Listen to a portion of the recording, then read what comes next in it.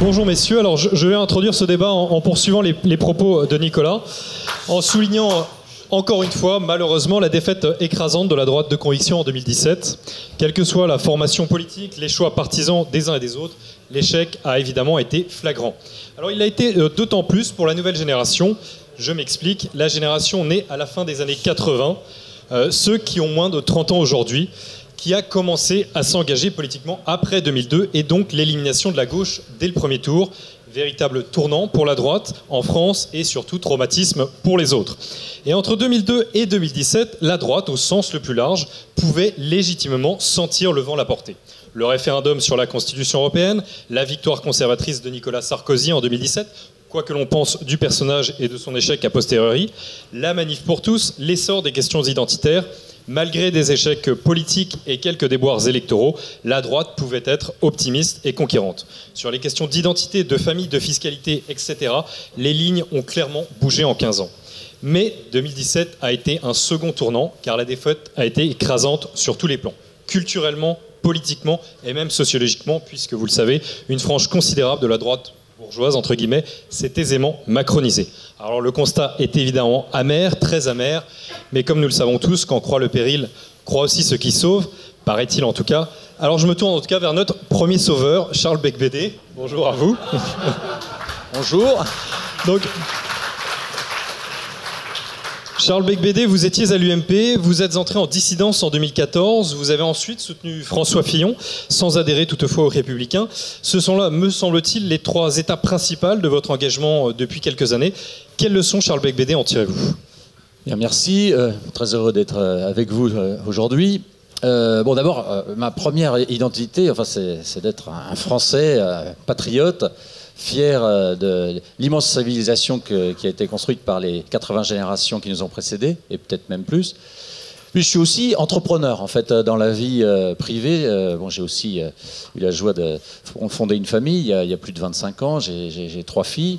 Et puis dans mes activités, disons, la semaine, c'est d'être entrepreneur et d'investir, d'accompagner des jeunes entrepreneurs.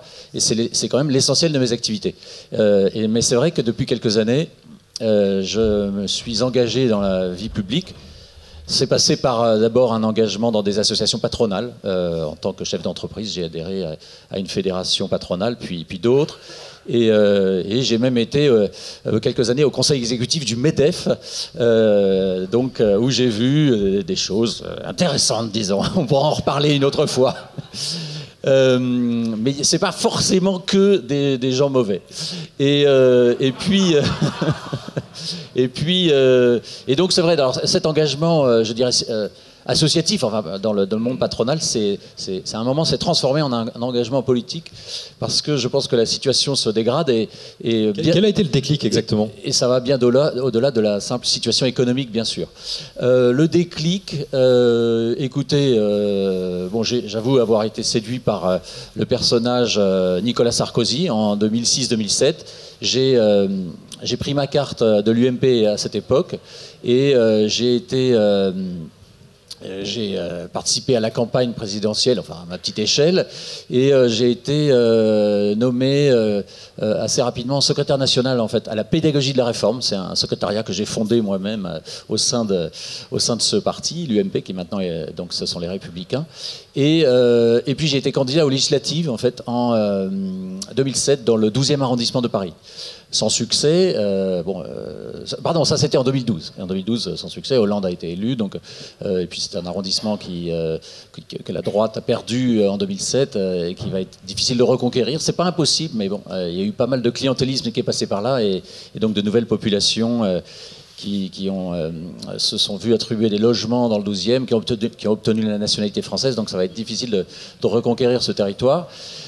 Et puis est arrivé 2014, je fais vite, les élections municipales. J'ai voulu poursuivre mon engagement dans cet arrondissement, dans le cadre de cette formation politique dont je suis issu. Et là, je me suis confronté au problème des investitures, au problème des intrigues politiciennes dans lesquelles j'ignore tout, et notamment aussi à une personnalité qui est Nathalie Kosciusko-Morizet, et où on avait, oh, vous savez, Vous savez, bon, elle pense ce qu'elle veut, la personne n'est pas à critiquer, mais c'est vrai qu'en revanche, franchement, au niveau des idées, on était à 180 degrés, et donc ça s'est assez mal passé.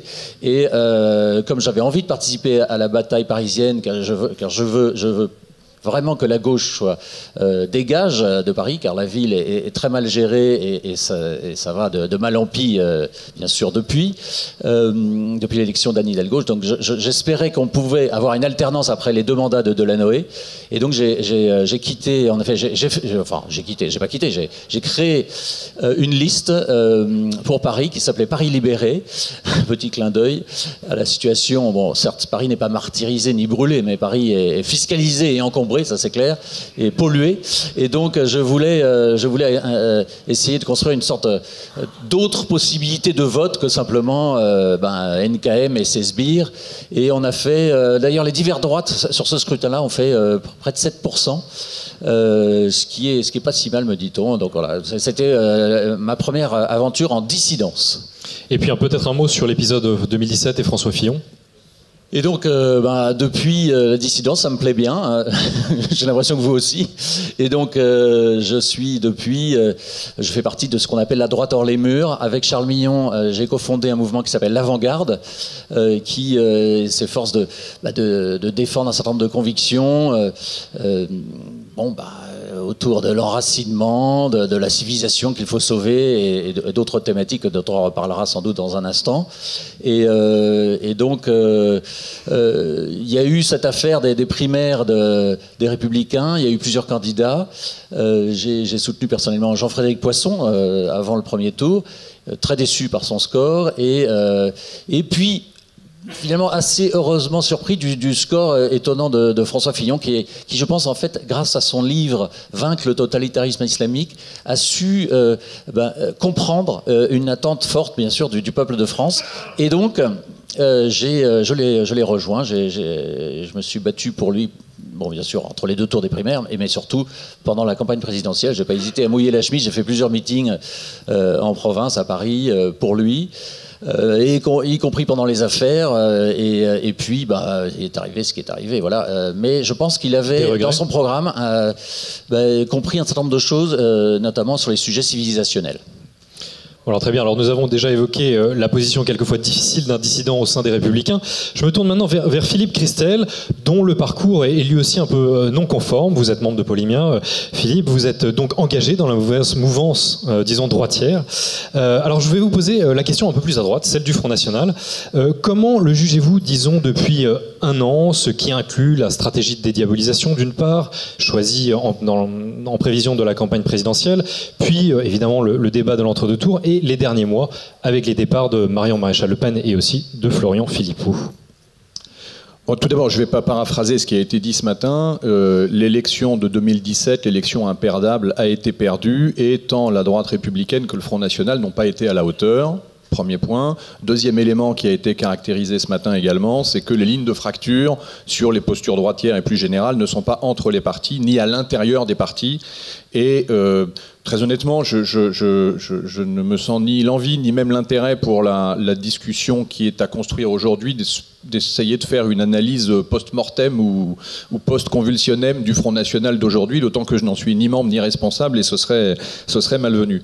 Moi, je crois que ce qui est intéressant, c'est que, ça a été dit ce matin, il y a un boulevard, il y a des réalités anthropologiques, il y a des droites, et qui n'ont jamais été capables de se réunir et de travailler ensemble. Et c'est vrai que si on regarde, si on fait la liste des exaspérations réciproques des unes et des autres parmi ces droites, il y a de quoi effectivement être fâché et cloisonné. C'est vrai qu'il y en a marre de cette droite bourgeoise qui pense à son argent et qui est capable aussi d'un mépris de classe. Non, n'applaudissez pas tout de suite. Attendez la fin de la liste. Il y en a marre de cette bourgeoisie traditionnelle de droite, de province, qui ne se mobilise que sur les sujets sociétaux et qui ne s'occupe pas du reste. Il y en a marre des identitaires qui ont leur marotte sur l'immigration et qui sont incapables de penser plus large quand ils n'ont pas une dérive quasiment marxiste sur ce que c'est que l'économie ou le travail. Il y en a marre de l'électorat, les républicains du Sud, qui pensent la même chose que les identitaires, mais qui trouvent toujours un Sarko, un Fillon, un Ciotti pour éviter de franchir le cap. Il y en a marre des Philippe de Villiers, des sens communs qui font une partie du chemin et qui cèdent devant la diabolisation. Il y en a marre des intellectuels qui pensent et qui sont incapables d'agir. Il y en a marre des élus qui veulent toujours se raccrocher pour pouvoir être élus. Bref, les occasions de la divergence sont légion. Et je crois qu'aujourd'hui, moi je suis très heureux que Charles, on partage cette table parce que justement, je pense qu'on va montrer qu'on a beaucoup plus de points communs que de divergences. Ce qui est assez drôle d'ailleurs, c'est qu'on est entrepreneurs tous les deux et qu'on nous demande de disserter sur des postures politiques. Donc, c'est peut-être un effet de la contagion macroniste qui a atteint Jean-Yves Le Gallou, on ne sait jamais. Tout peut arriver. Bref, l'enjeu, c'est effectivement de trouver les points communs. Je pense qu'ils sont assez simples à mettre en œuvre et de trouver les convergences qui vont faire qu'on va être capable de se tenir à ces points communs pour trouver de la convergence dans l'action. Alors à votre tour, Charles Becbédé, partagez-vous ce constat justement sur les torts et puis sur toutes ces catégories que je n'oserais même pas retenir, ne serait-ce que retenir. J'ai peut-être oublié quelques-uns. J'ai pas préparé d'anaphore, il y en a marre, mais bon, peut-être qu'il est temps de rentrer un peu dans le vif du sujet, peut-être de rappeler quand même... Mais ça a été fait, bien sûr, au cours de cette journée, donc il y aura peut-être quelques redites, mais rappeler rapidement, en tout cas, les menaces et les défis qui pèsent sur nous. Et ils sont nombreux, et ils s'aggravent de jour en jour. Moi, je mettrais en numéro 1, bien sûr, l'insécurité physique et culturelle. Donc de nos territoires, partout en France, voilà, il y a de plus en plus de peuples qui coexistent et donc on se retrouve dans une angoisse civilisationnelle croissante. En deux, n'oublions pas les menaces extérieures aussi, le problème de l'Afrique en général, le problème de la Chine qui se réveille, enfin qui fait plus que se réveiller d'ailleurs, mais donc aussi là, excusez-moi, vous êtes plus sur un volet économique ou vous parlez d'Afrique, est-ce que c'est aussi un problème démographique? C'est bien sûr le problème démographique, d'abord, et donc qui c'est lié à l'économique parce qu'en effet, il faut absolument permettre à l'Afrique de se développer économiquement pour pouvoir traiter ce problème démographique. Je rappelle, plus d'1 milliard d'Africains vont naître dans les 20 ans qui viennent. Donc, qu'est-ce qu'on fait? La Chine, mais aussi des pays très instables comme le Pakistan ou la Corée du Nord. Donc, des menaces extérieures. Je fais l'IHEDN, je suis auditeur IHEDN cette année, et j'avoue que c'est absolument passionnant et tout à fait terrifiant d'identifier, de mieux comprendre les menaces qui pèsent sur l'Occident et sur la France en particulier.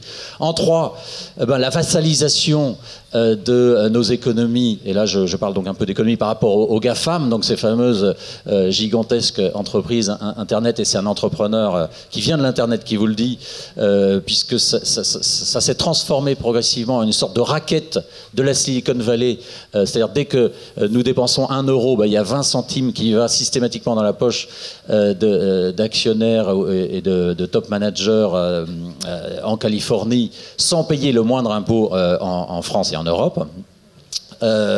Donc petit problème de souveraineté, de vassalisation.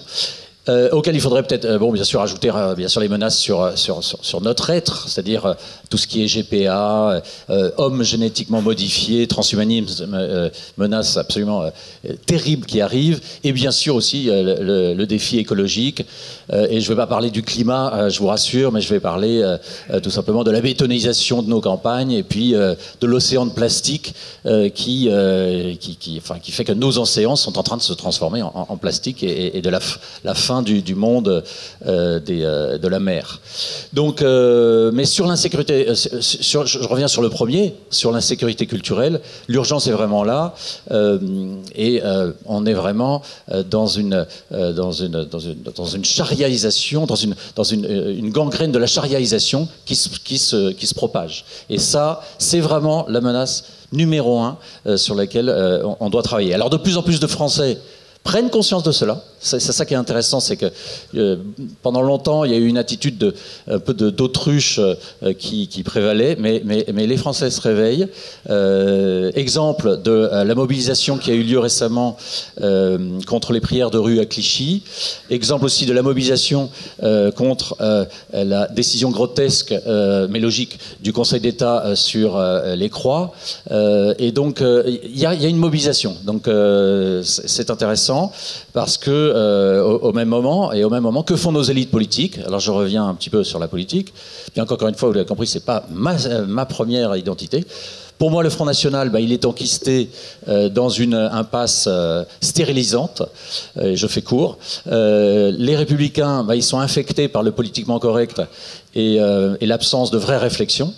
Je pourrais en revenir dessus si vous voulez. Je peux citer une anecdote. J'avais participé à un groupe de travail donc d'une commission sur les retraites, sur le problème des retraites et la fiscalité aux Républicains. On avait travaillé pendant... Alors c'est intéressant parce qu'il y a quand même des gens qui s'engagent, des militants qui viennent à des réunions au siège et puis qui vont produire des idées. Et à la fin, il y a une espèce de réunion secrète où toutes les idées un peu originales sont systématiquement éliminées et donc on se retrouve avec de la super eau tiède. Et donc c'est pour ça que quand je dis il y a une absence de vraie réflexion, c'est pas contre les militants.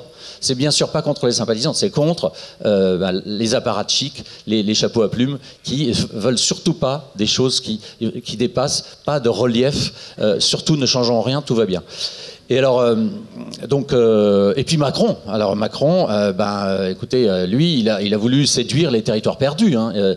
S'il a pu remporter au premier tour et bien sûr au second, il a exercé une certaine séduction vis-à-vis de ces territoires. Pour lui, la France est une volonté, dit-il. Alors on pourrait en débattre, mais ce n'est pas assez. Il rejette toute soif d'enracinement et il assimile notre identité à la haine de l'autre. Donc il assimile la volonté d'identité à la haine de l'autre. C'est très ambigu. En fait, c'est Justin Trudeau. Vous connaissez le Premier ministre du Canada. Donc c'est les accommodements raisonnables, voire le multiculturalisme qui arrive, quoi. Donc lorsque Macron affirme il n'y a pas de culture française, il n'y a pas de culture en France, elle est diverse, elle est multiple. Je cite ses propos dans un des meetings de la campagne. Et n'oublions pas qu'il a refusé d'interdire l'UOIF le 3 mai lors d'une interview.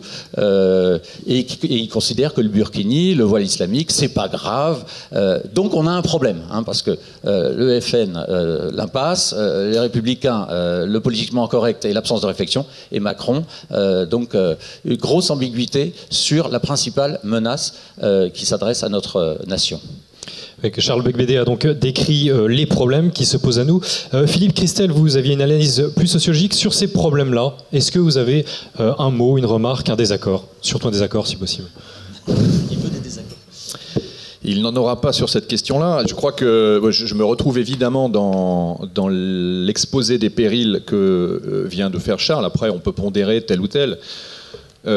Quand on regarde ces périls qui sont tout à fait évidents et qu'on essaye de penser en réponse à ces périls en regardant la galaxie des droites éclatées que nous connaissons, il me semble qu'on pourrait peut-être mettre en évidence, en tout cas c'est mon point de vue, 3 facteurs, 3 points de vue qui devraient pouvoir être le socle des points communs les plus importants pour les droites de demain. En tout cas, c'est ce que j'ai envie de vous proposer aujourd'hui et ça ouvrira le débat et avec Charles et avec la salle tout à l'heure.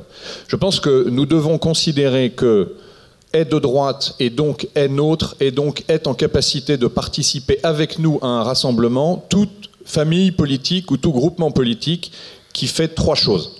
La première chose, c'est qu'il accepte de penser long terme. Les raisonnements du court terme, les questionnements d'épicier, les raisonnements pour essayer de prolonger tel ou tel état jusqu'à un dernier moment, monsieur le bourreau, nous ne pouvons plus nous payer ces moments-là. Penser long terme, ça veut dire penser ce qui va faire la durabilité. Après tout, on doit tous faire du développement durable, c'est l'occasion. La durabilité de notre civilisation. Je pense que les Français, les Européens ont droit à un développement durable. Donc penser la durabilité, penser le long terme, ça veut forcément dire quelque chose en termes d'identité. Ça veut forcément dire quelque chose en termes de démographie. Et ça veut aussi être synonyme de courage, puisque évidemment, quand on est élu et qu'on prend les mesures du long terme ne seront évidemment pas celles qui permettront de prolonger tous les éléments de ce confort consumériste qui nous anime et que, mine de rien, nous essayons de prolonger sans arrêt, en espérant que peut-être d'autres paieront la facture, ou quand on a des enfants soi-même d'ailleurs, ce qui est de moins en moins la question chez les Européens, ce qui est un drame. Donc premièrement, penser long terme. Deuxièmement, c'est la capacité de penser puissance. Je ne vais pas revenir sur ce qui a été dit ce matin, mais renoncer à la puissance, ce n'est pas essayer de vivre heureux, c'est travailler sans le savoir à sa propre disparition pour les raisons qu'a évoqué Charles tout à l'heure sur les périls qui manquent. Donc, le deuxième axe d'une droite que nous devons reconnaître comme telle, c'est la capacité à penser puissance. Et le troisième sujet, me semble-t-il, c'est penser libre. Je m'explique. Aujourd'hui, et pour des raisons qu'on connaît, le discours de droite est diabolisé. On le sait, je ne vais pas revenir là-dessus.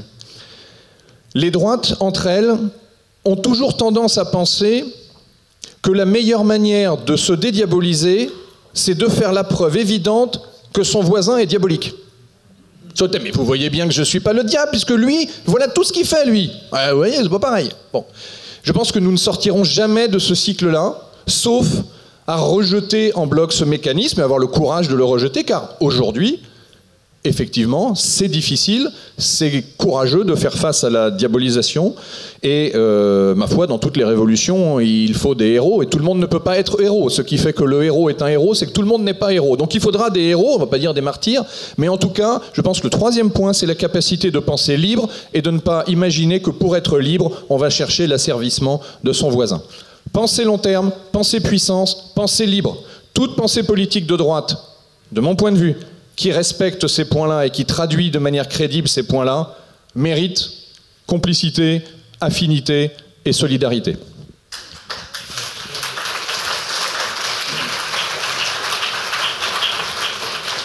Donc nous commençons là à définir ou à dessiner les bases d'une union des droites.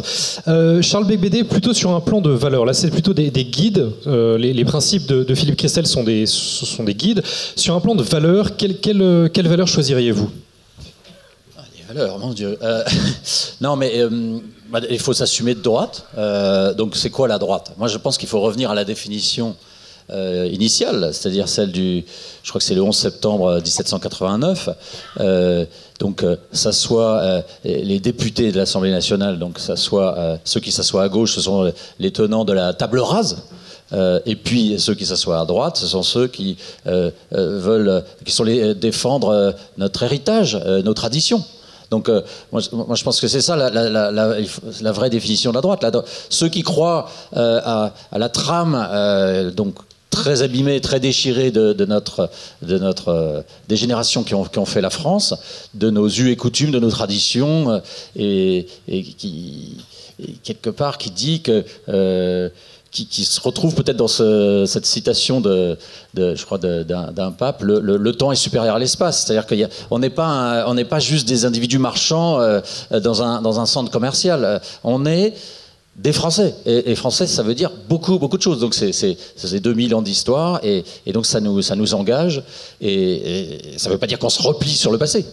Mais pour se projeter et conquérir le monde, il faut être fier de nos racines et de nos traditions. Et donc ça, c'est la droite. Donc moi, je suis de droite. Je suis pour défendre, je suis un héritier de la tradition, et je me bats contre les tenants du progressisme et de la table rase. Voilà. Donc ça, c'est voilà. Si je devais définir très simplement, le temps est supérieur à l'espace. On s'est foutu de ma gueule quand j'ai dit ça une fois, mais je pense que ça résume bien. Ici, j'ai pas l'impression. Mais bon, très bien. Donc un principe assez clair, la mémoire, l'enracinement. Philippe Christel, sur ces valeurs de la droite. Virgule, sur ces valeurs de la droite, je suis d'accord. Il est d'accord. Bon, voilà, c'est bon. Non, et pour en revenir à ce que disait Philippe sur... Alors, vous voulez qu'on revienne au sujet de l'union des droites? Allez-y, bien sûr. Oui. Non, mais d'abord, je pense que ce qu'il faut, avant de parler d'union des droites, franchement, je pense qu'en réalité, alors non, je vais tout de suite le dire, je pense que c'est pas possible. C'est pas possible dans la configuration actuelle, parce que ce sont des partis qui sont dans une lutte à mort. Et donc, je crois qu'il faut arrêter de fantasmer. Il n'y aura bien sûr pas d'union institutionnelle entre ces grandes formations politiques, évidemment.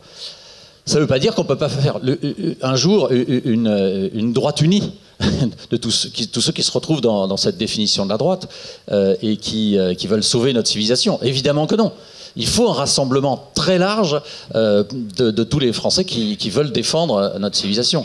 Hein, c'est C.S. Lewis qui disait la civilisation est une rareté, et je n'arrive pas à me lire, Philippe, aide-moi. J'ai pas mes lunettes. Qu'est-ce que j'ai écrit là?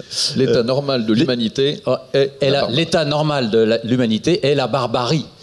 Et donc, c'est ça le vrai enjeu. Et donc, je pense qu'on peut rassembler franchement une immense majorité de Français. Et d'ailleurs, des gens qui sont peut-être aujourd'hui à gauche, qui croient être de gauche, mais qui en fait, face à cet enjeu-là, ben, je vous assure qu'ils peuvent rejoindre une plateforme qui est vraiment de droite telle que je l'ai définie. Et c'est intéressant de lire, d'écouter ce que disent des gens aujourd'hui comme Badinter, comme Valls, comme bien sûr, même Charlie, Malek Bouti. Ce sont des gens avec qui il faut construire des passerelles, des ponts, il faut dialoguer, et parce que c'est comme ça qu'on va pouvoir réunir une très grande majorité de Français pour sauver notre civilisation. C'est de ça qu'on parle. Mais avez-vous déjà senti une certaine réceptivité de leur part? Bah, écoute, je les lis, je les observe, et je pense qu'il est temps de les rencontrer et d'échanger, franchement. Parce que quand on regarde les priorités, on ne peut pas se permettre de rester dans notre coin, à droite, diabolisé qui plus est. Ça n'a aucun sens.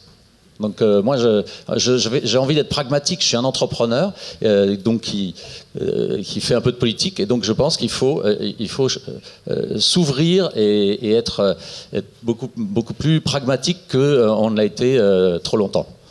Donc enraciné, réaliste, mais ouvert, Philippe Crestel. Oui, je pense qu'au nom du pragmatisme que vante Charles, et moi je suis un pragmatique aussi, je pense que moi en plus je suis un pragmatisme simple. Donc je fais la distinction entre l'union des droites, un socle commun, et puis des passerelles pour dialoguer. Ok, Malek Bouti dans une passerelle pour dialoguer, la passerelle qui monte à Orly, là très bien, c'est parfait. Donc, je ne sais pas si je vais partager beaucoup de socles communs, mais peut-être que je dialogue pas assez avec lui. Mais c'est pas spontanément à lui que je pense, au-delà du dialogue.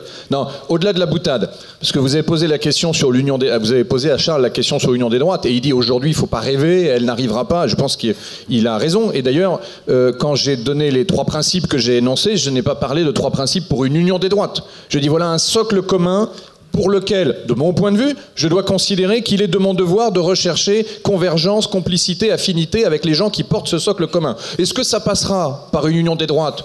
Oui, non, peut-être, à l'évidence pas maintenant, et je suis d'accord avec Charles. Après, la capacité de dialogue, la disputatio, la politique, la discussion sur le forum, c'est ce qui nous anime, et nous discuterons avec l'ensemble de nos contradicteurs politiques, si tant est qu'eux-mêmes acceptent de discuter avec nous et ne nous aient pas rangés dans la catégorie des vilains petits canards au nom de la diabolisation, fermez le banc. Donc là où je rejoins Charles, c'est que je pense qu'il est trop tôt pour envisager l'union des droites. Je crois que dans l'entreprise aussi, on sait bien que quelles que soient les décisions stratégiques, les organisations ont leur logique, ont leur structure. Il y a un appareil militant qui s'appelle les Républicains. Il y a un appareil militant qui s'appelle le Front National. Ces appareils militants vont lutter jusqu'à leur dernier souffle pour maintenir le statu quo, parce que c'est leur réalité ontologique, matérielle, parfois un peu clientéliste. C'est le principe d'un appareil politique. Donc aujourd'hui, nous l'avons dit ce matin, il faut redémarrer le combat sur la base des idées. Les idées doivent amener un socle commun. Moi, je propose effectivement le long terme avec cette dimension identitaire, la puissance pour la pérennité et le rayonnement, et la liberté pour rester fidèle à 3000 ans de civilisation. Mais j'ai bien conscience que c'est le début d'un socle commun, et croyez-moi, si déjà on arrive à agréger autour de nous, dans toutes les différentes clientèles que j'ai un peu caricaturées au début, les gens qui se retrouvent avec nous là-dessus, je pense qu'on aura fait un grand pas en avant. Je crois qu'on se rejoint. Ce qui est clair, c'est que le critère, c'est qu'il ne faut pas avoir peur du politiquement incorrect. Et il faut assumer les blâmes qui peuvent être donnés. Vous faites un peu la promotion d'une revue, là. Pour bien-pensance. Ah bah oui. Bon, allez, petit clin d'œil, en effet. Non, mais... Donc, ensuite, alors, être politiquement incorrect, ça c'est clair, il faut sortir de la bien-pensance qui stérilise toute réflexion. C'est ose savoir, disait Emmanuel Kant à l'apogée des Lumières. Donc, malheureusement, trop de Français n'osent plus savoir. Et ils sont un peu lobotomisés par les masses médias. Et donc, il faut les aider à sortir du prêt-à-penser. Donc ça, c'est très important. Ensuite, ne pas être uniquement dans la dénonciation aussi et proposer des solutions concrètes. Dans mon ouvrage Charnellement de France que j'ai publié l'année dernière, il y avait bien sûr toute une partie de diagnostic, mais il y avait aussi des solutions concrètes institutionnelles pour permettre aux maires des communes qui sont confrontés à un début de chariaisation de prendre des arrêtés qui ne seraient pas immédiatement sanctionnés par le Conseil d'État pour éviter cette gangrène. Et comment concrètement ça fonctionnait? C'est-à-dire qu'il faut réenraciner la Constitution. C'est notre texte fondateur. On a été trop sûr de nous, et on se rend compte que dans tous nos textes, on n'a rien qui nous rattache à nos traditions, à notre histoire, à notre culture. Et donc il est urgent de remettre dans l'article 1 de la Constitution quelque chose qui dit que la République est une et indivisible, sociale, laïque, démocratique, mais elle fait la promotion de notre culture, et elle doit défendre son patrimoine historique. Et donc en faisant ça, à ce moment-là, le Conseil d'État ne prendra plus ces décisions grotesques, mais encore une fois logiques avec la Constitution actuelle, et qui systématiquement annulent les arrêtés municipaux pris par les maires qui sont confrontés à ce problème. Donc ça, il faut aller dans les solutions concrètes aussi. C'est comme ça que les Français diront, tiens, il se passe quelque chose. Troisièmement, il faut savoir présenter les choses positivement. Alors là, je vais faire peut-être un peu de démagogie, mais je pense qu'il faut... on a une donnée, c'est ces masses médias qui pensent pas comme nous, qui sont dans une bien-pensance, un prêt-à-penser depuis 30 ans, 40 ans, et il faut pas se faire immédiatement renvoyer dans nos 22 sans même avoir pu s'exprimer. Donc il faut présenter les choses positivement pour éviter les qualificatifs racistes, rances, déclinistes, prophètes de malheur, etc. Donc montrer qu'une solution ferme sur l'islam est la seule condition d'un vivre ensemble sur le long terme, c'est important.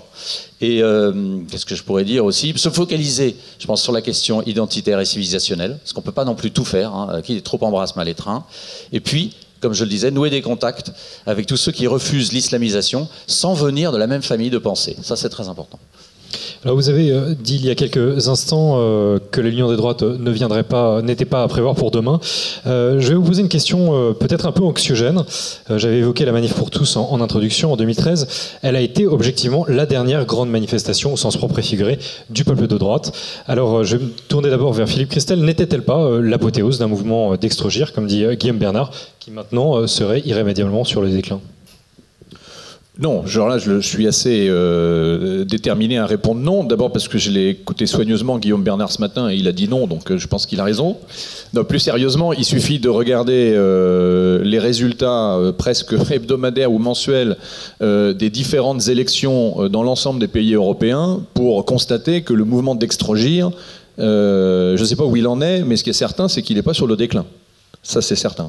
Donc, au contraire, les possibilités, qu'elles soient à l'échelle nationale ou à l'échelle européenne, et tout à l'heure, quand j'ai dit qu'un des 3 éléments du socle, c'est de penser puissance, ça veut donc dire qu'il faut penser Europe, parce que ça veut dire qu'il faut penser communauté de civilisation, et ça veut dire qu'il va falloir inventer d'autres formes de faire travailler les Français et les Européens pour échapper au souverainisme le plus étriqué, ou cette espèce d'euro-béatitude, on le sait bien. Donc non, je suis très confiant, à l'inverse, sur la dimension d'extrogir de ce que nous vivons en France et en Europe.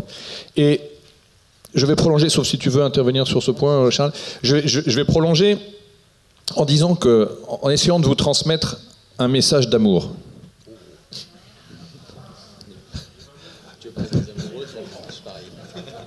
C'était pour m'assurer que Jean-Yves Le Gallou suivait. Non, quand je parle de ce socle commun aux différentes familles de droite, je voudrais faire un tout petit peu d'histoire, pas beaucoup, je ne suis pas le mieux placé pour en faire, mais Dieu que c'est dur d'être de droite. Je vous rappelle que la droite, depuis 250 ou 300 ans, elle a toujours perdu. Même les guerres que la France gagnait. Il y a eu 1789.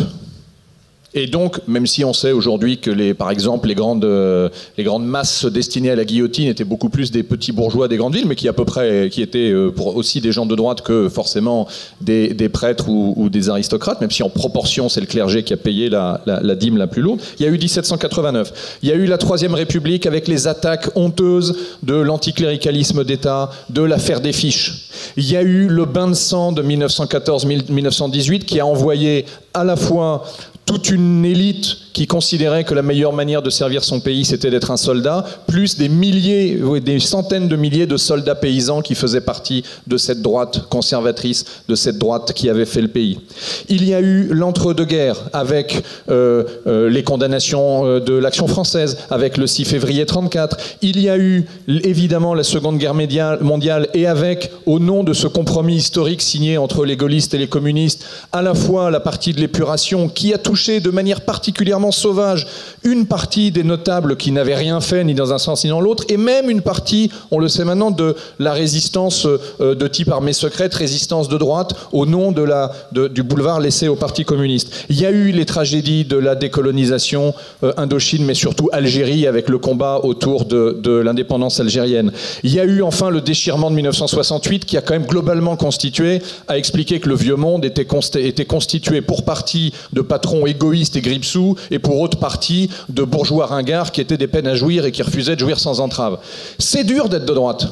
C'est très dur d'être de droite. Et c'est pour ça d'ailleurs que les intellectuels organiques, les chefs politiques ou les militants sont moins nombreux que d'autres. Et à l'aune de ça, voir le mouvement comme la Manif pour tous, non, ce n'est pas l'apothéose d'un mouvement d'extrogir, c'est le début du commencement de quelque chose qui se lève. Donc non seulement je suis particulièrement enthousiaste et optimiste quand je vois ce mouvement qui se lève et que je le corrèle avec ce que vivent les pays d'Europe occidentale et les pays d'Europe orientale face aux tensions de la mondialisation, mais je veux donc dire que cette droite et ces familles de droite, il va falloir apprendre à s'aimer parce que nous avons ensemble survécu à tant d'épreuves et ce n'est pas fini, qu'il va falloir apprendre à ces différentes sensibilités à se parler pour peu qu'elles se retrouvent sur le socle commun, sur un socle commun. J'en ai proposé un, mais on peut en trouver un autre s'il y a mieux.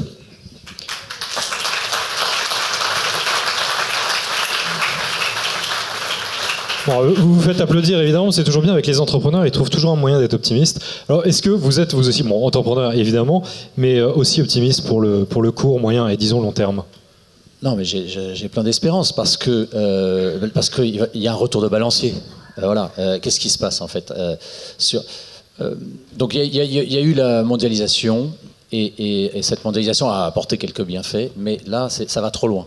C'est trop standardisateur, trop nivelant, trop... on voit bien, les peuples se révoltent. C'est une McDonaldisation du monde qui s'est faite avec bétonisation, les centres-villes des villes moyennes sont désertés, la France périphérique c'est que l'ombre d'elle-même, et pourtant on a tout en nous pour redevenir un grand pays. Et donc là, les peuples se révoltent. On le voit aux États-Unis, on le voit en Angleterre, on le voit en Hongrie, en République tchèque, en Pologne. Et donc, c'est en train d'arriver chez nous.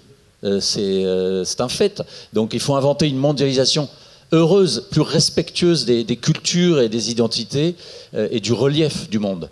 Et donc, ça, c'est un premier point. Deuxièmement, on a été très imprudent sociétalement. On a été beaucoup trop loin, on a été très arrogant finalement avec toutes ces lois d'innovation sociétale depuis la loi Veil jusqu'à la loi Taubira.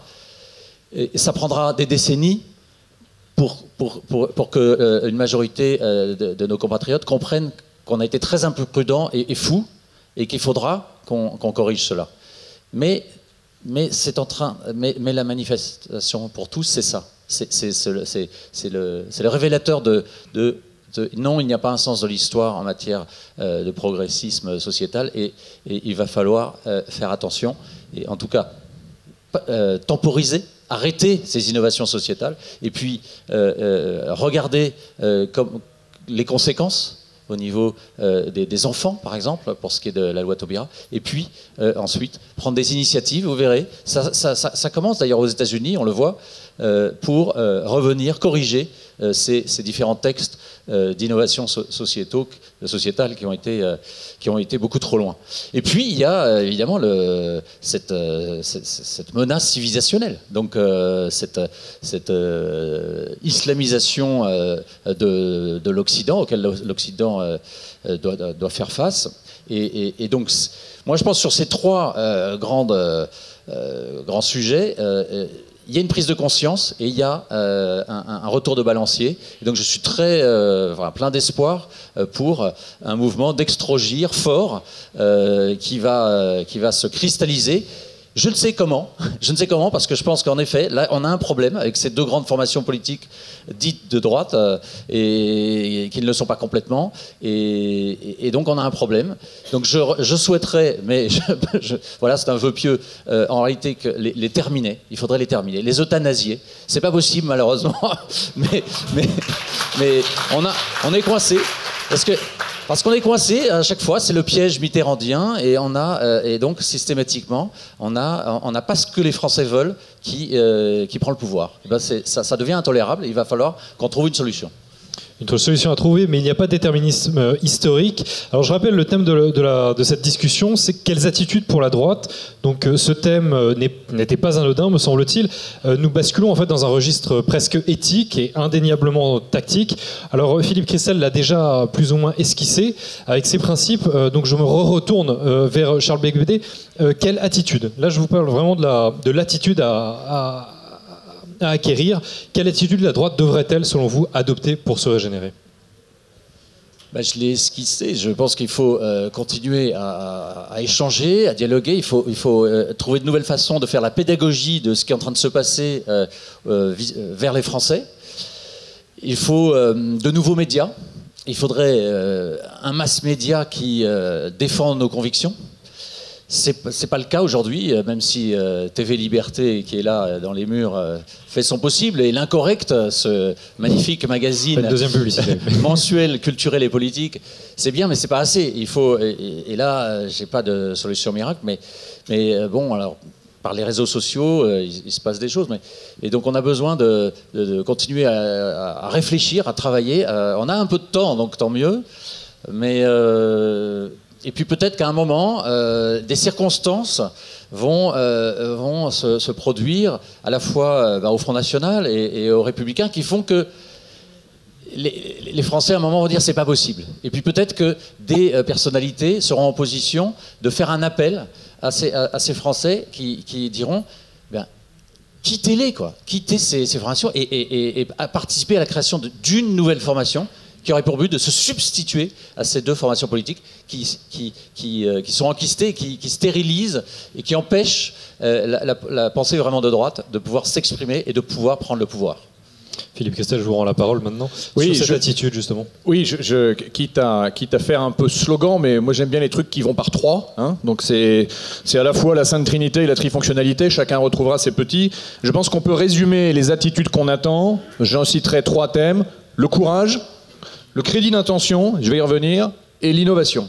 Le courage, je ne reviens pas dessus. C'est penser libre, c'est, Charles le disait, savoir sortir du politiquement correct, c'est sortir du piège de la diabolisation ou de la croyance de la dédiabolisation facile. Je ne reviens pas dessus, c'est aussi le courage de penser long terme quand les gens attendent du court terme pour leur confort. Le deuxième chose, c'est ce que j'appelle le crédit d'intention. Le crédit d'intention, qu'est-ce que c'est? C'est l'inverse du procès d'intention.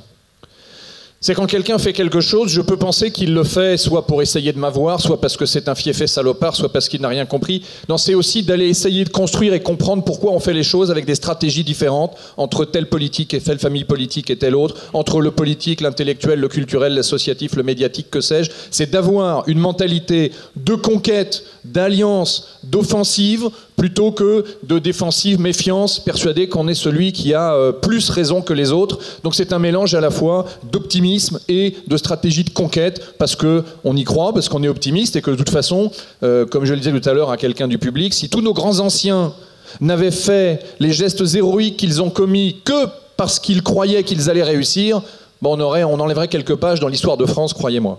Le troisième élément, c'est l'innovation. Parce que beaucoup des sujets sur lesquels nous allons devoir faire des choix de long terme et de puissance ne sont pas écrits aujourd'hui. Je vais prendre 3 exemples. On a parlé d'Europe. Je pense qu'on est à peu près tous d'accord pour dire que l'Europe est l'ère géographique, culturelle, civilisationnelle dans laquelle nous devons inscrire notre combat. Qu'il est hors de question de considérer que l'Europe, c'est une Europe libre-échangiste en mode Bruxelles. Donc c'est donc autre chose. Mais qui a écrit cette autre chose, institutionnelle, juridique, fonctionnelle ? Il va falloir aller beaucoup plus loin que ce qui a été défini par les uns et les autres dans les combats passés pour telles ou telles échéances, et ne pas leur faire le reproche de ne pas l'avoir écrit, mais il y a quelque chose à inventer. Ce n'est pas écrit aujourd'hui. Un autre sujet, on sait tous, on parle de nos enfants ou de nos familles, on a une vraie, sans rentrer sur cette logique du réchauffement climatique, sans aller jusque-là, on voit bien qu'on a des problèmes aujourd'hui d'alimentation, d'environnement, d'empoisonnement d'un certain nombre de ressources, les vaccins, etc. Là, il y a tout un champ où il faut être capable de se positionner par rapport à la notion dite de progrès technique, sans rentrer dans l'obscurantisme des uns ou le progressisme béat des autres. Il y a une vraie réflexion humaine à construire sur le place de l'homme dans la société, de notre vision du monde à nous par rapport à ces éléments du progrès. Et je ferai un lien avec le 3e thème, sans rentrer dans les logiques de transhumanisme, de place des robots dans le monde du travail, etc. Il y a une vraie réflexion sur la place du travail dans nos sociétés, la place des technologies, la place de l'homme par rapport à la technologie. Ce sont, vous allez me dire, oui, enfin, t'es gentil garçon, mais enfin, le sujet, c'est quand même quand est-ce qu'on n'ouvre pas la 2e mosquée. Bien sûr. Bien sûr, mais je veux dire par là que le socle de conviction, de coup d'avance, de proposition, comme disait Charles, de la droite moderne, et qui du coup mettra à sa ramasse ceux qui sont aujourd'hui à prolonger un système à bout de souffle, ça reste à écrire. Ça n'est pas suffisant, ça ne suffit pas, mais je pense qu'il y a donc effectivement un socle qui est pensé long terme, et qui est pensé puissance, et qui est pensé libre, et qu'en termes d'attitude, eh bien c'est du courage, c'est du crédit d'intention pour ceux qui partagent le même socle que nous, et c'est aussi l'innovation pour avoir un coup d'avance plutôt qu'un coup de retard.